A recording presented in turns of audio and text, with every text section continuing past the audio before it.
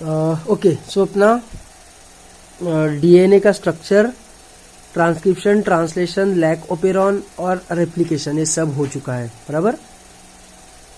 अब एक बार हम रेप्लिकेशन वाले पोर्शन को रीड कर लेते हैं। तो आज का आखिरी क्लास रहेगा मूल बायो का। बिफोर मूविंग टुवर्ड्स रेप्लिकेशन, ये जो एक टॉपिक है properties of genetic material versus RNA, page number 102 पे ये भी पढ़ लेते हैं, ठीक है। इसमें से बहुत सारे क्वेश्चंस बनने लायक चीजें अपने को मिल सकती है। Let us read this also. From the foregoing discussion, it is clear that the debate between proteins versus DNA as the genetic material was unequivocally resolved, मतलब without any doubt resolved from Hershey-Chase experiment. Hershey-Chase experiment याद है ना?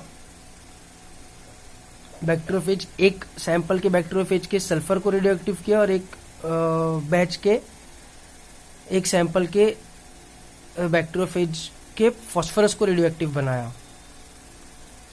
इकोलाइट को infect करने के लिए छोड़ा, ठीक है। इसका तो सल्फर रेडियो एक्टिव था, वो बाहर ही रह गया। इसका फॉस्फोरस रेडियो एक्टिव था, वो अंदर आ गया। पहले मिक्सर में, मैंने तुमको बताया था, मिक्सर ग्राइंडर में उसको मिक्स किया। ये देखो ब्लेंडिंग करने के बाद वायरस पार्टिकल्स और बैक्टीरियल सेल्स अलग हो गई। बैक्टीरियल सेल्स में डीएनए जा चुका है। अगर प्रोटीन रहा रहता जेनेटिक मटेरियल तो प्रोटीन गया रहता अंदर, लेकिन अंदर क्या गया है? डीएनए गया है। और फिर सेंट्रीफ्यूगेशन किया, है ना। तो सुपरनेटेंट में हल्के वाले बैक्टीरियोफेजेस रहेंगे और नीचे वाला जो टेस्ट ट्यूब के नीचे, सेंट्रीफ्यूज ट्यूब के नीचे अपने को बैक्टीरियल सेल्स मिलेगी। तो ये वाला जो सैंपल था, ये वाले सैंपल के बैक्टीरियल सेल्स में अपने को रेडियो एक्टिविटी नहीं मिली, और ये वाले बैक्टीरियल सेल में अपने को रेडियो एक्टिविटी मिली। इसमें अपन ने डीएनए को रेडियो एक्टिव बनाया था, फॉस्फोरस को, क्योंकि फॉस्फोरस सिर्फ डीएनए में रहता है, फॉस्फोरिक एसिड, फॉस्फेट बॉन्ड। तो इससे अपने को पता चल गया कि DNA is the genetic material, है ना। तो अनइक्विवोकली प्रूव हो गया। It became an established fact that it is DNA that acts as genetic material. However, it subsequently became clear that in some viruses, RNA is the genetic material. For example, Tobacco-Moses virus, QB bacteriophage, etc. लिख लेंगे इसको। Tobacco-mosaic virus का तो biological classification में 11 standard के biological classification में भी दिया हुआ है। तो टबैको-मोज़ेक वायरस के ऊपर तो क्वेश्चन आ ही सकता है। Answer to some of the questions such as why DNA is the predominant यानी main genetic material whereas RNA performs dynamic functions of messenger and adapter. adapter molecule कौन सा है? तो tRNA है। tRNA को adapter molecule बोलते हैं। Has to be found from the differences between chemical structures of the two nucleic acid molecules. Can you recall the chemical differences between DNA and RNA? हाँ, deoxyribose sugar, ribose sugar, इधर thymine उधर uracil, बस, बाकी सब कुछ same है। A molecule that can act as genetic material must fulfil the following criteria. It should be able to generate its replica, मतलब replication. RNA खुद का रेप्लिकेशन नहीं कर सकता है, डीएनए कर सकता है। It should chemically and structurally be stable. It should provide the scope for slow changes that are required for evolution. It should be able to express itself in the form of Mendelian characters. Mendelian characters वाला जो point है वो कल अपन Mendelian genetics शुरू करेंगे। तो Mendel अपने jeans को मेंडल फैक्टर्स बोलता था जीन्स को, तो मेंडेलियन कैरेक्टर्स यानी एग्जैक्टली क्या तुमको कल से समझ जाएगा, ठीक है। ये चारों पॉइंट्स इंपॉर्टेंट है, इसको भी लिख लेंगे। If one examines each requirement one by one because of rule of base pairing and complementarity, both the nucleic acids DNA and RNA have the ability to direct their duplications. RNA से RNA बनने वाली कोई technique अब तक नहीं मिली है अपने को, ठीक है, लेकिन बायो मतलब केमिस्ट्री के पॉइंट ऑफ व्यू से पॉसिबल है। ऐसा कोई एंजाइम अपने को मिला नहीं है जो आरएनए को देख के आरएनए बना सकता है, ऐसा कोई एंजाइम नहीं मिला है अपने को। लेकिन अगर इवोल्यूशन चाहता तो बना सकता था, उसमें कोई इतनी बड़ी बात नहीं है। जैसे डीएनए का रेप्लिकेशन होता है वैसे ही आरएनए का रेप्लिकेशन भी हो सका रहता, ठीक है। केमिस्ट्री के पॉइंट ऑफ व्यू से कोई इशू नहीं है। केमिकली एंड स्ट्रक्चरली भी स्टेबल, और म्यूटेशन तो दोनों में हो सकता है। ठीक है। The other molecules in the living system such as proteins fail to fulfil first criteria itself. तो प्रोटीन्स तो कट ही हो गए, जेनेटिक मटेरियल तो डीएनए आरएनए रहेगा, उसमें से भी डीएनए क्यों? The genetic material should be stable enough not to change with different stages of life cycle, age, or with change in physiology of the organism. Stability as one of the properties of genetic material was very evident in Griffith's transforming principle itself, that heat, which killed the bacteria, at least did not destroy some of the properties of genetic material. सही बात है ना? Heat killed S strain का DNA उठा लेता था ना R strain, मतलब हीट से वो डिस्ट्रॉय नहीं हुआ। This now can easily be explained in light of the DNA that the two strands being complementary, if separated by heating, come together when appropriate conditions are provided. क्या बोल रहा है वो कि तुमने हीट किया भी तो भी क्या होगा, वो हीट पूरी यूज अप हो जाएगी हाइड्रोजन बॉन्ड्स को तोड़ने में, दो स्ट्रैंड्स के बीच में। तो हाइड्रोजन बॉन्ड्स टूटेंगे तो दोनों स्ट्रैंड्स सेपरेट हो जाएंगे। स्ट्रैंड्स अगर सेपरेट हो जाएंगे तो जब हीट कम हो जाएगी, चीजें ठंडी पड़ जाएगी, तो कॉम्प्लीमेंट्री बेस पेयरिंग के कारण वो फिर से एक दूसरे के साथ जुड़ जाएंगे, है ना? तो वो डबल स्टैंडर्ड स्ट्रक्चर को इंजुरी होने के चांसेस बहुत कम रहेंगे। ठीक है। Being complementary if separated by heating come together when appropriate conditions are provided, मतलब जब वापस ठंडा हो जाता है टेम्परेचर तो वो चिपक जाते हैं एक दूसरे को। Further 2-OH group present at every nucleotide in RNA is a reactive group, क्योंकि उसमें ऑक्सीजन है, और मैंने तुमको बताया हुआ है कि ऑक्सीजन हाईली इलेक्ट्रोनिगेटिव है, ऑक्सीजन इज अ पॉइजन। कब बता रहा था मैं? रेप्लिकेशन वाले वीडियो में बताया था कि अपन बूढ़े क्यों होते हैं, तो एक तो ऑक्सीजन तोड़फोड़ मचाता है, ये बताया था मैंने तुमको। तो इसमें एक ऑक्सीजन एटम कम है तो ये आरएनए के कंपैरिजन में ज्यादा स्टेबल हो जाता है डीएनए, बराबर। फिर से वही लाइन पढ़ रहा हूं। Further 2-OH group present at every nucleotide in RNA is a reactive group and makes RNA labile and easily degradable. Labile मतलब वही हो गया, easily degradable. RNA is also known to be catalytic, hence reactive. Catalysis करता है ना वो दो जगह पर, एक तो small nucleotide RNA plus proteins snurps जो स्प्लाइसिंग का काम करते हैं, और दूसरा 23SR आरएनए जो अमीनो एसिड वो पेप्टाइल ट्रांसफरेज का काम करता है। Therefore, DNA chemically is less reactive and structurally more stable when compared to RNA. Therefore, among the two nucleic acids, the DNA is a better genetic material. In fact, the presence of thymine at the place of uracil, ठीक है, uracil की जगह thiamine रहता है ना DNA में। अपन DNA का structure पहले पढ़ते हैं, इसलिए अपन बोलते हैं कि आरएनए में थायमिन की जगह यूरासिल रहता है। लेकिन मैंने तुमको बताया था कि आरएनए वर्ल्ड के बारे में। आरएनए वर्ल्ड क्या था कि आरएनए पहले आया कि प्रोटीन पहले आया, तो इट वाज डिसाइडेड कि आरएनए पहले आया, क्योंकि आरएनए हेरिडिटी का भी काम कर सकता है और कैटालिसिस का भी, लेकिन प्रोटीन जो है वो हेरिडिटी का काम नहीं कर सकते, तो ऑब्वियसली आरएनए पहले आया है ना। तो in fact the presence of thymine at the place of uracil also confers मतलब प्रोवाइड करता है additional stability to DNA. Detailed discussion about this requires understanding of the process of repair in DNA and you will study this processes in higher classes. सही बात है। Both DNA and RNA are able to mutate. In fact RNA being unstable mutate at a faster rate, क्योंकि RNA reactive है। Consequently viruses having RNA genome and having shorter lifespan mutate and evolve faster. RNA can directly code for synthesis of proteins, hence can easily express the characters. Basically mRNA की बात कर रहा है वो।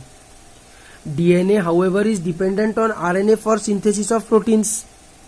DNA को directly ribosomes read नहीं कर सकते ना, वो RNA के ऊपर डिपेंडेंट है। The protein synthesizing machinery has evolved around RNA. मतलब mRNA, RRA, tRNA, पूरी कहानी RNA वाली है। The above discussion indicates that both RNA and DNA can function अगर चाहे तो फंक्शन कर सकते हैं as genetic material, but DNA being more stable is preferred for storage of genetic information, for the transmission of genetic information, मतलब nucleus से ribosomes तक RNA is better, क्योंकि वो पूरी चीजें आरएनए के हिसाब से इवॉल्व हुई है बिकॉज ऑफ आरएनए वर्ल्ड। ठीक है, जो अपना नेक्स्ट टॉपिक है RNA world. From forgoing discussion an immediate question becomes evident, which is the first genetic material? It shall be discussed in detail in the chapter on chemical evolution, but briefly we shall highlight some of the facts and points. RNA was the first genetic material, not DNA.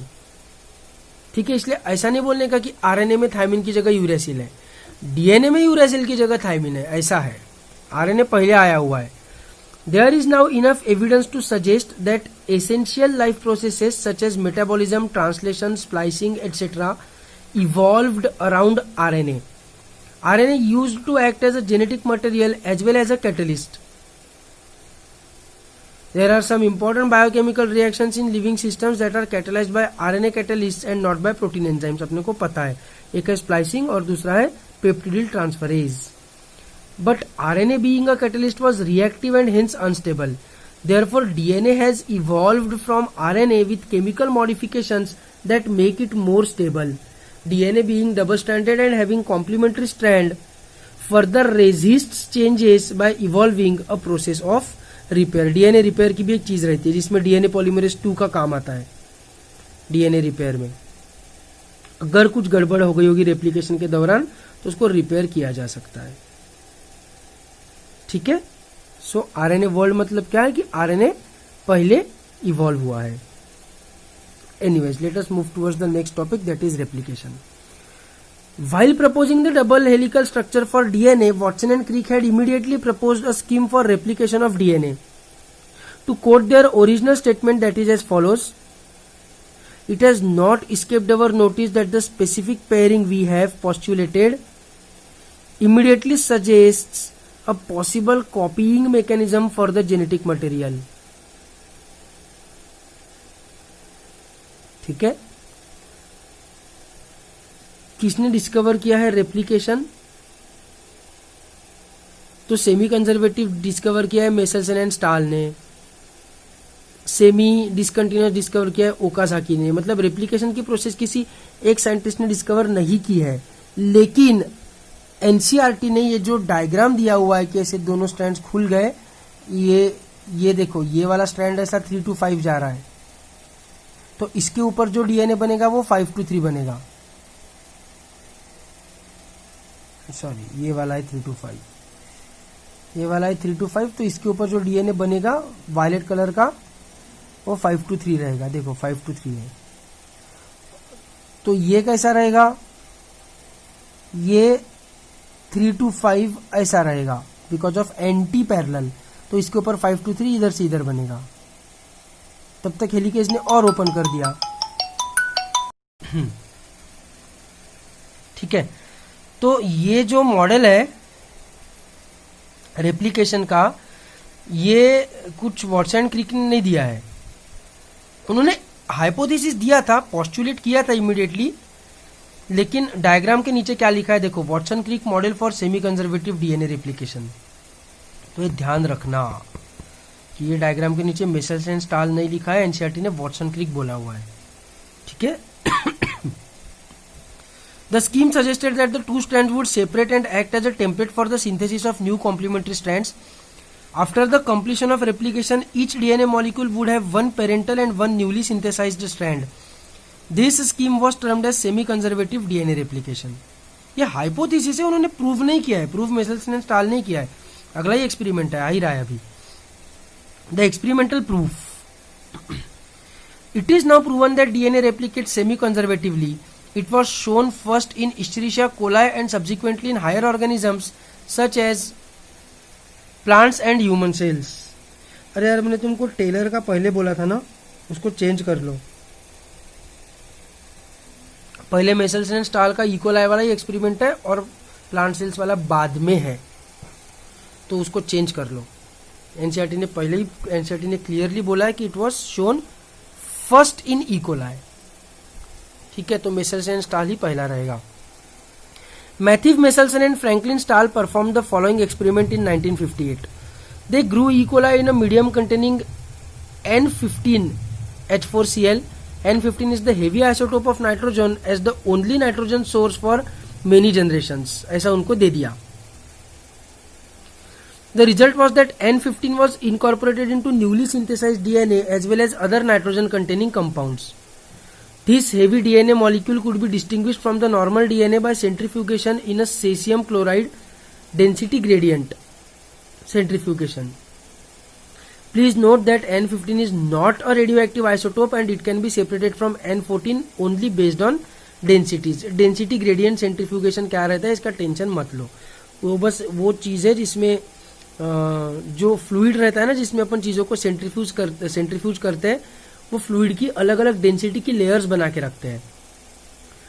मतलब सबसे dense वाला नीचे, फिर उससे कम dense वाला ऊपर, फिर उससे कम डेंस वाला ऊपर, फिर उससे कम डेंस वाला ऊपर, ऐसे सेंट्रीफ्यूज ट्यूब में। और फिर सेंट्रीफ्यूज करते हैं मिक्सचर का।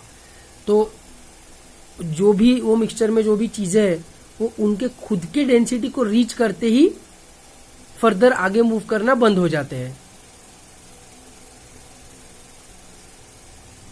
ठीक है, तो उसको डेंसिटी ग्रेडियंट सेंट्रीफ्यूगेशन बोलते हैं। तो उसका इतना टेंशन मत लो, कोई टेंशन नहीं है, इतना बस ध्यान रखो नॉर्मल अपना सेंट्रीफ्यूगेशन है। ठीक है, CSCl में किया है, जो मैट्रिक्स है जिसमें सेंट्रीफ्यूगेशन कर रहे हैं वो सीजियम क्लोराइड है। ये मैं बताना भूल गया हूं, इसको लिख लेना, ये इसके ऊपर क्वेश्चन बन सकता है। ठीक है, then they transfer the cells into a medium with normal NH4Cl, that is with nitrogen with N14 वाला nitrogen, and took samples at various definite time intervals as the cells multiplied and extracted the DNA that remained as double-stranded helices. The various samples were separated independently on CSCl gradients to measure the densities of DNA. Can you recall what centrifugal force is? Uniform circular motion chapter. And think why a molecule with higher mass density would sediment faster. क्या है, mv²/r है ना शायद, है ना। तो मास का role है उसमें डायरेक्टली, मास जितना ज्यादा रहेगा फोर्स उतना ज्यादा रहेगा, बराबर। एनीवेज, तो ये N15 वाला डीएनए है, इसका जब सेंट्रीफ्यूगेशन किया तो एकदम नीचे में बैंड मिला। 20 मिनट के बाद क्या हुआ, तुमने वो जो तुमको जो एक्सरसाइज बताई थी, जो मैंने तुमको क्वेश्चन दिया था, वो क्वेश्चन अगर तुमने सॉल्व किया होगा तो तुमको डेफिनेटली समझ जाएगा ये चीज क्या है, कि 20 मिनट के बाद 2 हाइब्रिड डीएनए बन जाएंगे, वो थोड़ा सा ऊपर एक बैंड देंगे।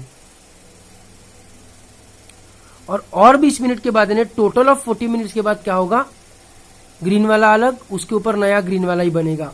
ग्रीन वाला अलग, उसके ऊपर नया ग्रीन वाला ही बनेगा। ग्रीन मतलब N14। रेड वाला अलग, उसके ऊपर ग्रीन वाला बनेगा, रेड वाला अलग, उसके ऊपर ग्रीन वाला बनेगा। तो देखो ये जो 2 हाइब्रिड डीएनए थे वो तो कांस्टेंट ही रहेंगे। ऐसा ही और 20 मिनट के बाद, मतलब टोटल ऑफ 60 मिनट्स के बाद भी वही होगा। इनसे N14 वाले बनते जाने दो ना, क्या टेंशन है। लेकिन ये जो दोनों है ये और 2 हाइब्रिड डीएनए बनाएंगे ही। ठीक है, तो 20 मिनट के बाद बस एक बैंड मिलेगा, और 20 मिनट के बाद ये वाला बैंड इंटैक्ट रहेगा। देखो ये वाला तो खत्म हो गया, लेकिन N14 वाला एक ऐड हो जाएगा। और 20 मिनट के बाद ये वाला ऐसा ही रहेगा, ये और थिक हो जाएगा। और 20 मिनट के बाद ये वाला ऐसा ही रहेगा, ये और थिक हो जाएगा। बस समझे ना। तो thus the DNA that was extracted from the culture 1 generation after the transfer from N15 to N14 medium, that is after 20 minutes, E. coli divides in 20 minutes, इसलिए 20 मिनट के बाद निकाला है। पर this is wrong. E. coli का replication 20 minute के बाद होता है, DNA replication. Had a hybrid or intermediate density, DNA extracted from the culture after another generation, that is after 40 minutes, that is second generation। अब NCERT ने 20 minute बोला है तो अपन ऑब्वियसली 20 मिनट ही ध्यान रखेंगे। Was composed of equal amounts of this hybrid DNA and of light DNA. If E. coli was allowed to grow for 80 minutes, then what would be the proportions of light and hybrid densities of DNA molecule. इसी type का question तो मैंने पूछा था तुमको। ये चीज बस सॉल्व कर लिया ना तो कंसेप्ट पूरी क्लियर हो जाती है मेसेल्सन एंड स्टाल की, और कुछ नहीं है, बस ये क्वेश्चन सॉल्व करना पड़ता है। Very similar experiments involving use of radioactive thymidine to detect distribution of newly synthesised DNA in the chromosomes was performed on Vicia faba, that is faba beans, by Taylor and colleagues in 1958। ये मैंने तुमको बताया हुआ है, बस उतना change कर लेना कि मेसेल्सन स्टाल का पहले है और टेलर का बाद में है। The experiments proved that DNA in chromosomes also replicate semi conservatively, मतलब यूकेरियोट्स में भी सेमी कंजर्वेटिव ही होता है, ये प्रूव हुआ। The machinery and the enzymes, कैसे होता है replication. In living cells such as E. coli, the process of replication requires a set of catalysts. The main enzyme is referred to as DNA-dependent DNA polymerase, since it uses a DNA template to catalyze the polymerization of deoxynucleotides. These enzymes are highly efficient enzymes as they have to catalyze polymerization of a large number of nucleotides in a very short time. E. coli that has only 4.6 into 10 to the power 6 base pairs, यानी nucleotides कितने हुए 2 into 4.6 into 10 to the power 6, वो nucleotides का number रहेगा, है ना। तो ये सब याद रखना है तुमको, इसके ऊपर क्वेश्चन आ सकता है कि इकोलाई में कितनी बेस पेयर्स है, तो 4.6 into 10 to the power 6। Compare it with human whose diploid content is 6.6 into 10 to the power 9 base pairs.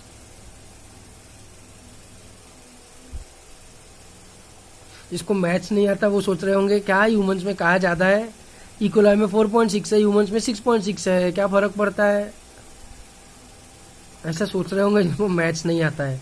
क्या है, क्या ऐसे कोई महान इंसान अपने क्लास में? वो 4.6 और 6.6 मैटर ही नहीं करता है। मैटर क्या करता है, उधर 10 टू द पावर 6 है, इधर 10 टू द पावर 9 है। हाँ, तुमको मैथ्स अगर नहीं आता होगा तो ये तुमको बहुत बड़ी बात नहीं लगेगी कि 3 का ही तो फैक्टर है, 6 की जगह 9 हो रहा है। लेकिन जिनको मैथ्स आता है उनको समझेगा कि 10 टू द पावर 6 और 10 टू द पावर 9 में बहुत ज्यादा डिफरेंस है, अनइमेजिनेबल डिफरेंस है। ठीक है, तो ह्यूमंस के डिप्लॉयड कंटेंट में इतना है, मतलब 46 क्रोमोसोम्स का कंटेंट है। ये डिप्लॉयड कंटेंट क्लियरली लिखा हुआ दिख रहा है अपने को। तो हैप्लॉयड में कितना रहेगा, 3.3 इंटू 10 टू द पावर 9 रहेगा। और ये बेस पेयर्स है, न्यूक्लियोटाइड्स नहीं है। ठीक है, न्यूक्लियोटाइड्स डबल रहेगी कभी भी, क्योंकि 2 न्यूक्लियोटाइड मिलकर एक बेस पेयर बनेगा, ATGC, है ना। Anyways, so compare it with human whose diploid content is 6.6 into 10 to the power 9 base pair. ठीक है, तो इकोलाई तो completes the process of replication within 38 minutes. देखा, पिछले पेज पे 20 मिनट बोला है, यहाँ पर 38 मिनट्स बोला है। शर्म भी नहीं आती इनको, कुछ भी शर्म नहीं आती, बिंदास लिखते। कौन लिखता है पता नहीं। दीपिका को छोड़ो, पहले इनको पकड़ना चाहिए एनसीबी वालों ने। That means the average rate of polymerization has to be approximately 2000 base pairs per second. Not only do this DNA polymerases have to be fast, but they also have to catalyse the reaction with high degree of accuracy. Any mistake during replication would result in to mutations. Furthermore, energetically replication is a very expensive process. Deoxyribonucleoside triphosphates, है ना, DATP, DGTP, DTTP, DCTPs, serve dual purposes. In addition to acting as substrates, they provide energy for polymerization reaction. कैसे? तो the 2 terminal phosphates in a deoxyribose nucleotide triphosphates are high energy phosphates, same as in case of ATP. मतलब वो क्या बोल रहा है कि जब 5' और 3' के बीच में बॉन्डिंग होती है तो उसमें तो एक ही फॉस्फोरिक एसिड लगा हुआ रहता है। लेकिन वो जब आते हैं डीएनए पॉलीमरेज के चंगुल में, डीएनए पॉलीमरेज के ट्रैप में, डीएनए पॉलीमरेज के एक्टिव साइट में, तब तो वो 3 फॉस्फेट लेकर आते हैं। तो बाकी के 2 फॉस्फेट कहाँ गए, तो वो रिमूव हो जाते हैं ऑब्वियसली। तो रिमूव होने से जो एनर्जी रिलीज होती है, उसी एनर्जी के मदद से फॉस्फोडाइस्टर बॉन्ड बनाया जाता है, ऐसा वो बोल रहा है। ठीक है, नहीं समझा होगा तो पूछना मेरे को लगता है समझ गया होगा होपफुली, पर नहीं समझा होगा तो पूछना। In addition to DNA-dependent DNA polymerases, many additional enzymes are required to complete the process of replication with high degree of accuracy. For long DNA molecules, since the two strands of DNA cannot be separated in its entire length due to very high energy requirement, the replication occur within a small opening of the DNA helix referred to as replication fork. The DNA-dependent DNA polymerases catalyze polymerization only in one direction, that is 5' to 3' direction.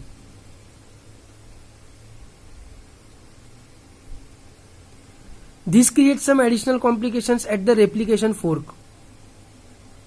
Consequently, on one strand, कौन सा strand, the template with polarity 3' to 5', the replication is continuous, while on the other, the template with polarity 5' to 3', it is discontinuous.